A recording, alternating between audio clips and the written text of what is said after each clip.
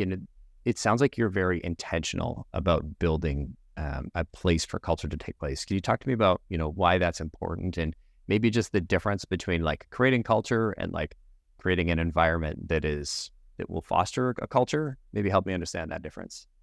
Yeah, I mean, that's exactly right. When you think about the role of a sales leader, when I look at it is, and I even say this to any rep I'm talking to that maybe wants to be a leader, maybe doesn't. It's like as an IC, it's about you control your wallet, you control your schedule, you control basically everything. If you're at a moment in time where you're ready for that to be your team to do that, and like your team are actually now your customers, that's when it's maybe time for you to move into a role like that. And so it's not an overnight thing in what I'm trying to say. Like once you make that decision, you are starting to build.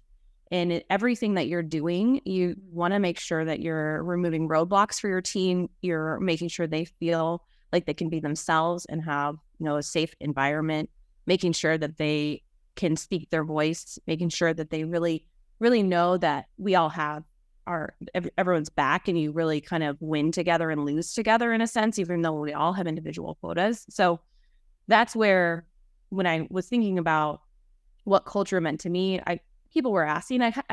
My brand was developing a little bit more of like, okay, on Michelle's team, she's doing all these things, and it sounds really fun. It sounds like, everyone is really in it and working together.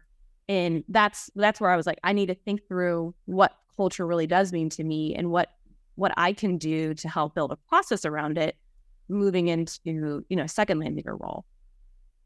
Totally. I think as a first time leader, the thing that I maybe mistaked as like building culture was taking people out to go bowling and taking people out for drinks or lunches, as opposed to like individual decisions that I might have made throughout the day of like, I can't remember the quote exactly, but somebody once said, creating culture is more about what you allow, what you don't address than the things you do.